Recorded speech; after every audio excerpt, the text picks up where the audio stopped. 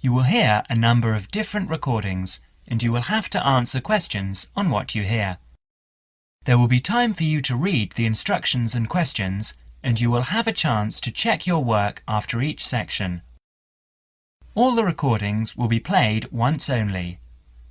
The test is in 4 sections. Write all your answers on the listening question booklet. At the end of the real test, you will be given 10 minutes to transfer your answers from the question booklet to an answer sheet. You should be prepared to do this with the practices. Now turn to Section 1. Section 1. In this section, you will hear a conversation between a visa officer and an applicant. First, you will have some time to read questions 1 to 5.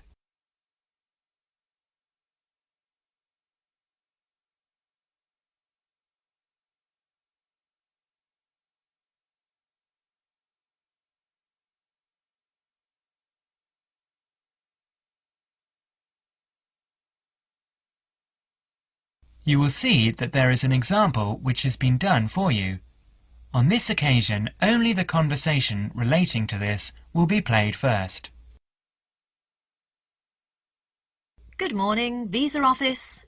How can I help you? Good morning. I'd like to apply for a visa to Australia, please. Certainly, sir. I'll just get a form and then I'll need to take some details down.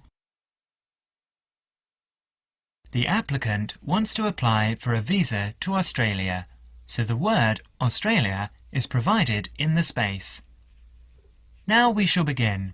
You should answer questions as you listen, because you will not hear the recording a second time.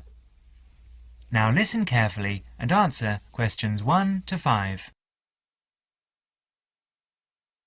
Good morning, Visa Office. How can I help you? Good morning. I'd like to apply for a visa to Australia, please. Certainly, sir. I'll just get a form and then I'll need to take some details down. OK, here we go. Right, can I have your name, please? Yes, it's Okamura, Kelly Okamura. And how do you spell that, please? K-E-L-L.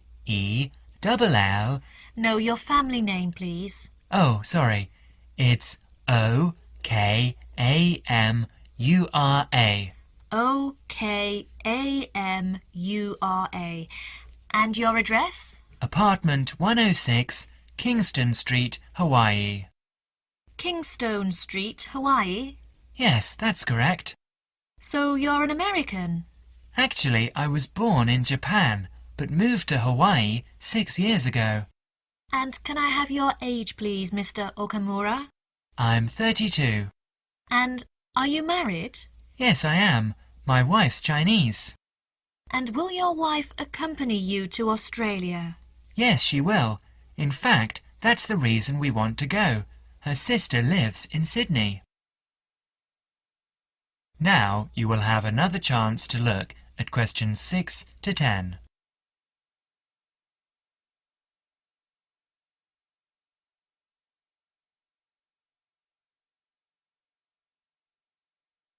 As the conversation continues, answer questions 6 to 10.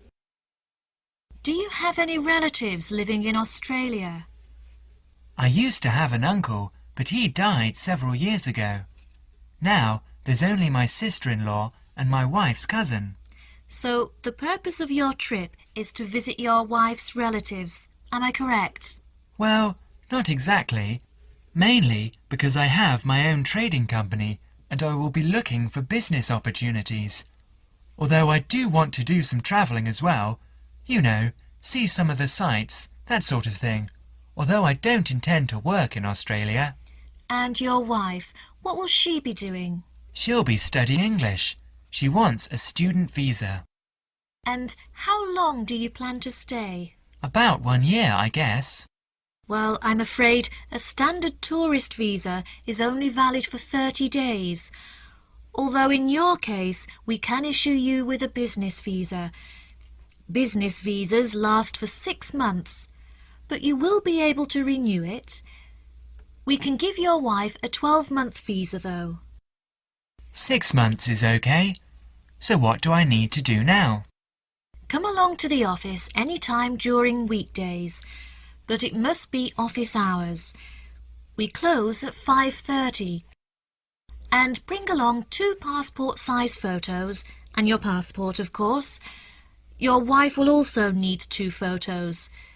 So that's 4 passport-size photos in total. OK. Thank you for your help. Bye. Bye. That is the end of section 1. You will have half a minute to check your answers. Now turn to section 2.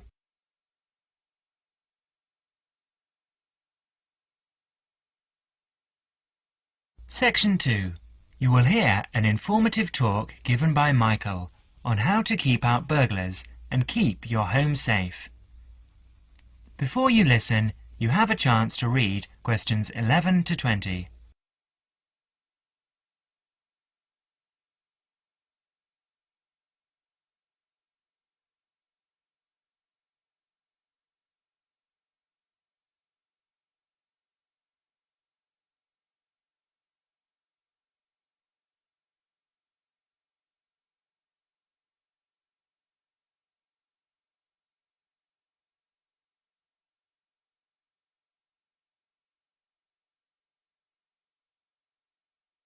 Listen to the first part of the talk carefully and answer questions 11 to 16.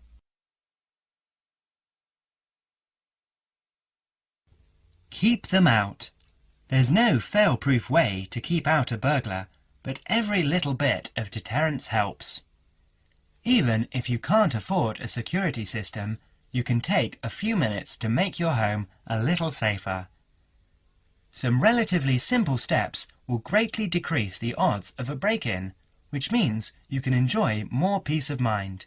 And isn't that what home is all about? Think like a burglar. If you were one, how would you get into your home? Evaluate your home from the inside and out, day and night. You might even try a mock break-in, trying window jambs and locks on the house's perimeter. To keep out a burglar, the first thing to do is to secure the windows. Though windows are relatively easy to break, the loud noise of shattering glass will deter a thief if you're near other houses. Don't leave your windows open during the night, whether you're at home or away. That's a common sense precaution, but a surprising number of people forget to do just that. Use a pick-proof locking device for your windows. Make sure the frames are solid. If you're beyond the earshot of your neighbours, they won't hear the glass breaking. Consider installing a plexiglass sheet for the more accessible windows. This will make entry through them more difficult. Your doors should also be secured.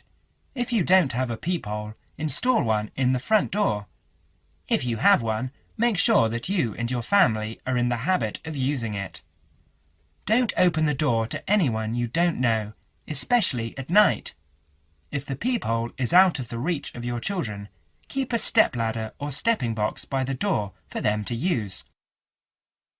If there's any glass within 2 feet of your front door lock, consider a locking device that would be out of reach if that glass is broken. Now, a few tips on how to protect your valuables. Don't leave your valuables, stereo, computer, jewellery, etc., where they can be seen from the window. If you don't want to hide everything from sight, consider blinds. Make a valuables inventory. Keep a record of your expensive and personally significant items. Not just a listing, but a photographic or videotape record if possible. Store this inventory at another location. This is helpful for both the police and the insurance agency to identify the stolen goods. Use an engraving pen to mark these items with some kind of personal identifying information, such as your initials, in an inconspicuous place. This also helps record your possessions in case of any other mishap, such as fire or flood. Now, you will have another chance to look at questions 17 to 20.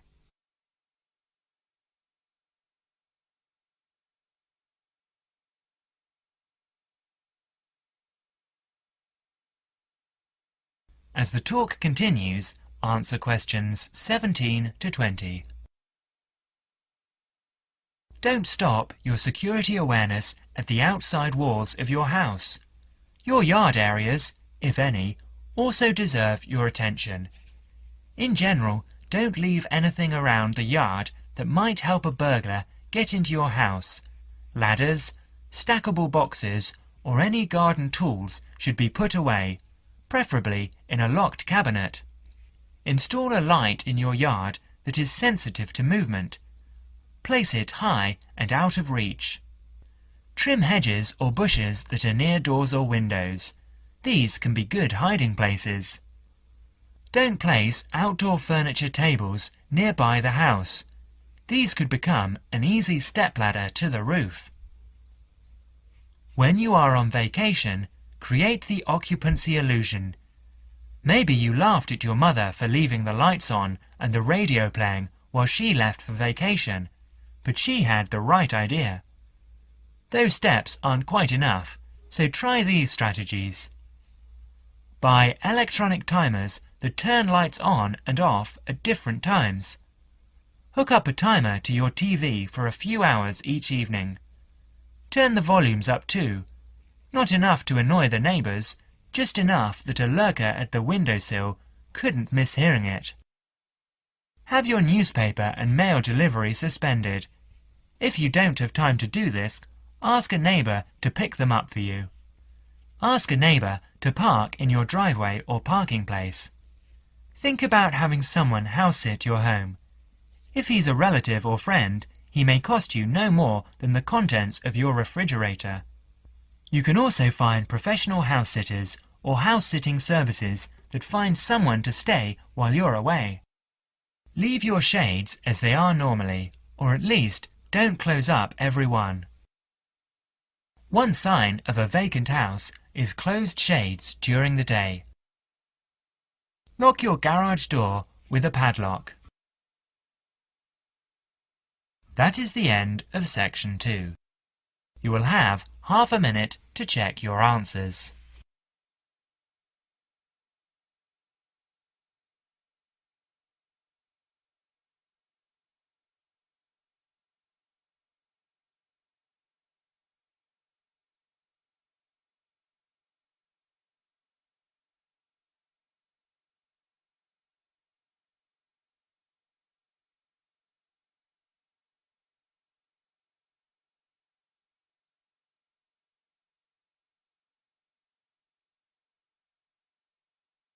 Now turn to section 3.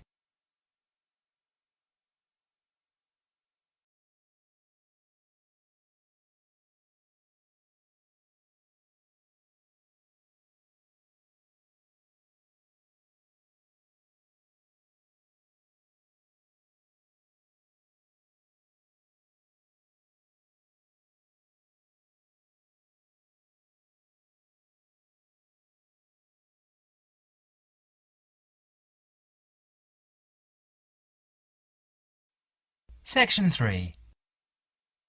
In this section, you are going to hear a conversation between Anne and Merton. In the first part of the conversation, they are talking about the commands of training dogs. First look at questions 21 to 25.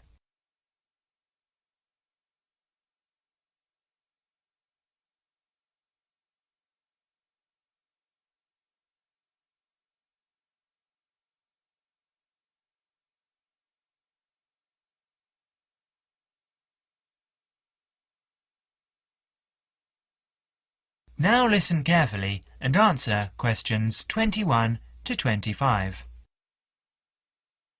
So, that research paper we have to do next is the one about different styles of training dogs. How do you think you'll approach writing it? You know, I've been thinking about it, and I feel that the best way to write it is to divide the paper into two main parts. In the first part, would be analysing some examples of each style of training dogs. Right. First, what the styles are. After that, we can talk about how each style can be used so that the dogs learn something different from each one. Indeed. Maybe we could draw a chart and compare examples of each style of training, one at a time. So, the different kinds of training would be simple obedience training. There you would have things like teaching them to sit or stay in one place, and so on. Right. So included here would be simple audio commands, like speak. Yes, basic commands are just spoken words, aren't they? And then there would be the more guard-oriented training, where the dogs are trained to know a specific place well. Patrolling and barking are probably the best examples, because most people have seen them in many places, especially in homes. And this would lead us to the attack dog training, which is physical as well as spoken. Training the dog to knock someone down, and even bite if they have to. Right. So there's another category as well. Sniffing dogs, which make up the searching category. I've read that in the UK, every major airport or government building has these dogs to search for all kinds of dangerous items. In the second part of the conversation, Anne and Merton talk about all kinds of training and what kind of dog they are suitable for. You will have another chance to look at questions 26 to 30.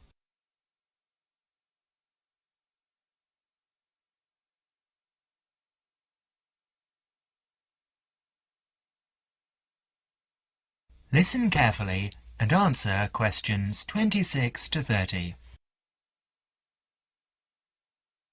I can believe that.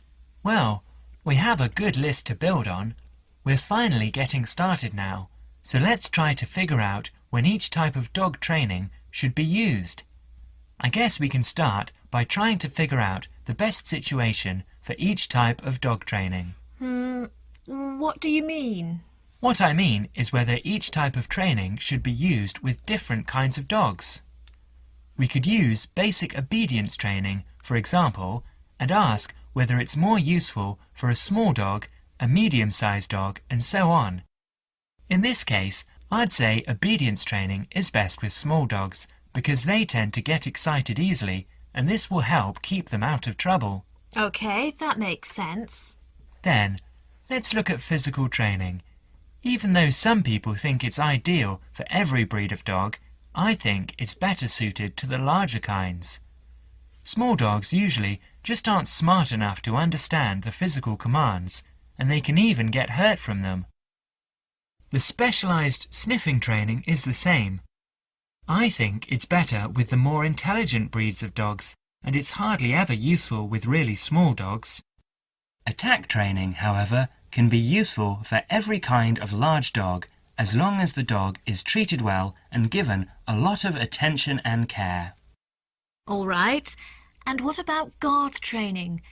Barking is an ideal way for small dogs to guard a home. I know they aren't big enough to stop a person, but making some noise is often all a dog needs to do. Other kinds of guard training, like biting, though, are different. I'd always plan to teach that to a smart dog, giving them a chance to use their brains and defend their homes. I'd have to agree.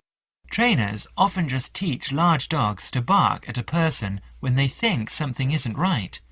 But if the dogs know how to use physical skills in a bad situation, they could save their owner's life someday. Yes. I suppose that different people would have different needs for their pets. Right, and different trainers would recommend different methods for different breeds. That is the end of section 3. You will now have half a minute to check your answers.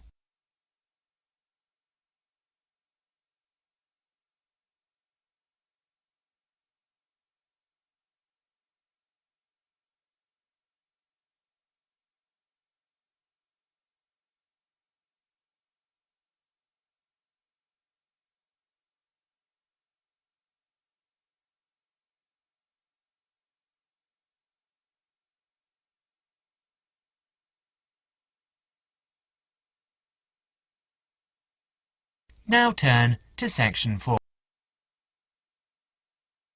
Section 4. In this section, you will hear a lecture given by Dr. Jesperson about children's language acquisition. As you listen to the talk, answer questions 31 to 40. First, you will have some time to look at questions 31 to 40.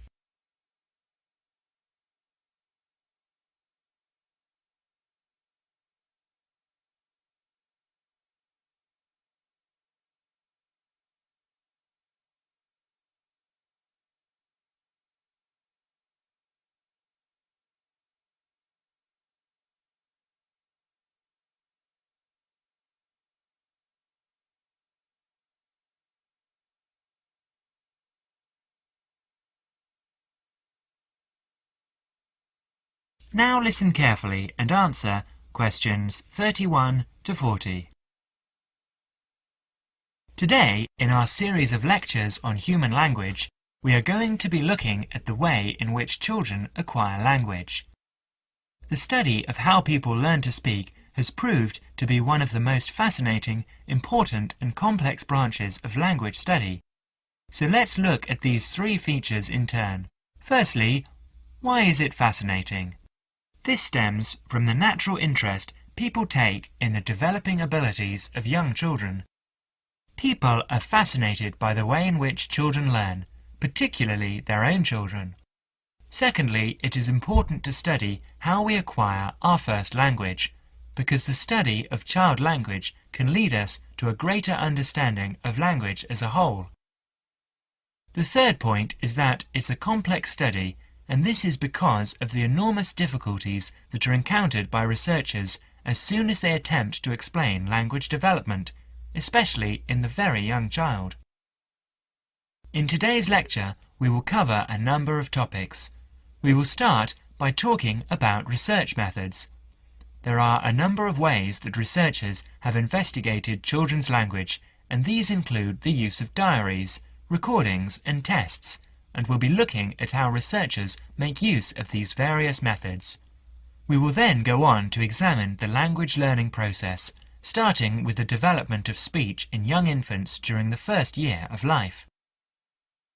This is the time associated with the emergence of the skills of speech perception, in other words, an emergence of the child's awareness of his or her own ability to speak. We will continue with our examination of the language learning process, this time by looking at language learning in the older child, that is, in children under 5. As they mature, it is possible to begin analysis in conventional linguistic terms, and so, in our analysis, we will look at phonological, grammatical, and semantic development in preschool children. In the second part of the talk, I would like to review some educational approaches to the question of how linguistic skills can be developed. In other words, how can we assist the young child to learn language skills at school? Initially, we will look at issues that arise in relation to spoken language. We will then look at reading and review a number of approaches that have been proposed in relation to the teaching of reading. Finally, we will conclude today's talk with an account of current thinking about the most neglected area of all, the child's developing awareness of written language.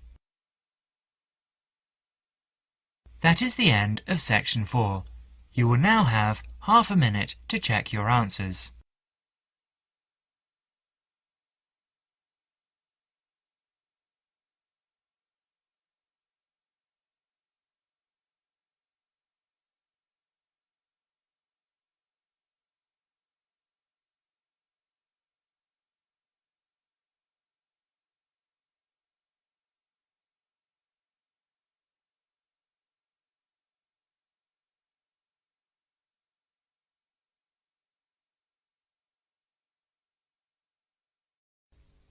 That is the end of Listening Practice Test 5.